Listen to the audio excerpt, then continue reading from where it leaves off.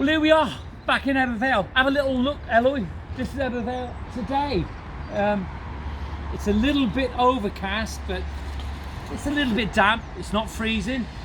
It's cold, but it's not freezing.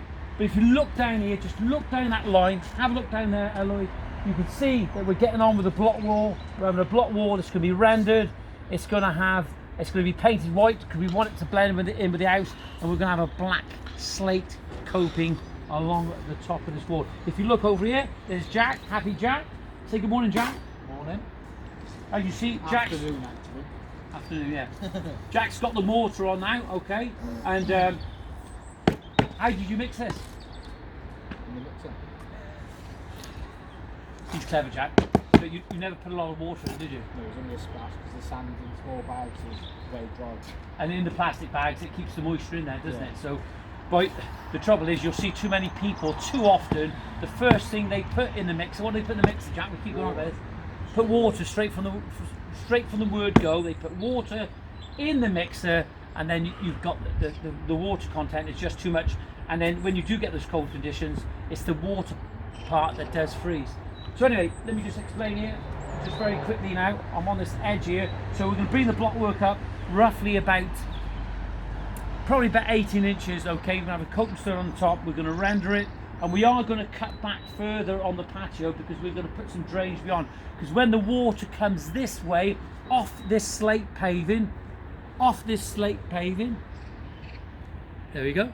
Elo's absolutely fantastic on the camera. It doesn't need a lot of instruction. So when the water goes down on slate paving and starts rolling this way, we don't want it holding behind the wall. So we are going to have some weep holes along here. We're going to put some pipes in. We don't have to do it now because we can do it tomorrow. We can just drill it out. It'll still be a little bit soft then.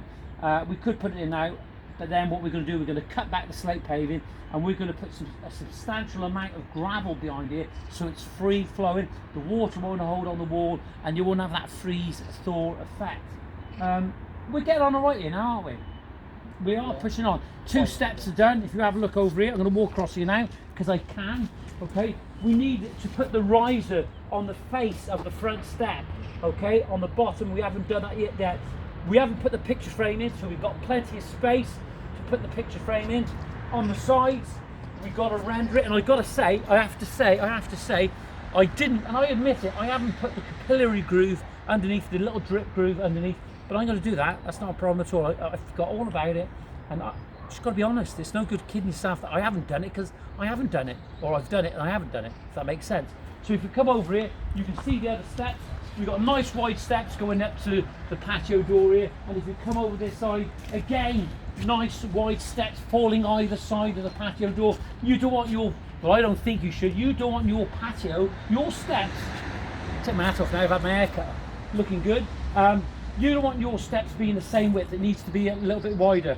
If you look down here, we've got the picture frame ready to sort of go in there. That's the first couple of cuts so we can gauge from, see where we're going. We are going to put a mitre on them, so that picture frame will run in front of the steps around there, and also it will run around here, defining a nice big planting pocket here. And for some people it may appear to be a little bit big, but what it's going to do, planting pocket here, maybe put an Acer in of some sort. There's an Acer Osagizuku, and we could put that one in here, give it some height, give it some really sort of awesome colours, and maybe fill it with some lavender at the bottom or some ground cover planting that's going to cover up all these bits here.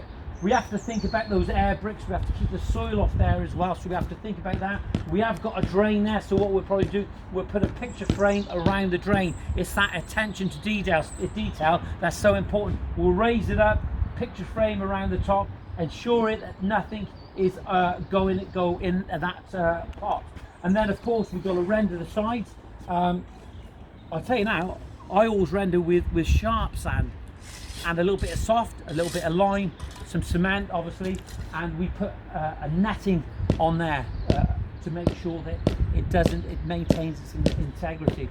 We've got to finish off the rest of the patio here. It's a nice big patio. I think there's over 50 square meters of paving that we're actually putting down here.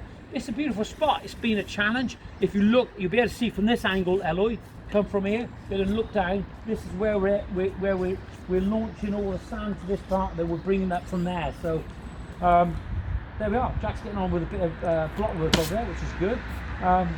So that's it. If you have any questions or any queries or anything you want to know about this project, where I source my products from, how I was going about this job, how I was doing it, if you want to even talk to me on a one-to-one on how I priced this job, I'm more than happy to talk to you about that. Have a great day. See you soon. Be safe.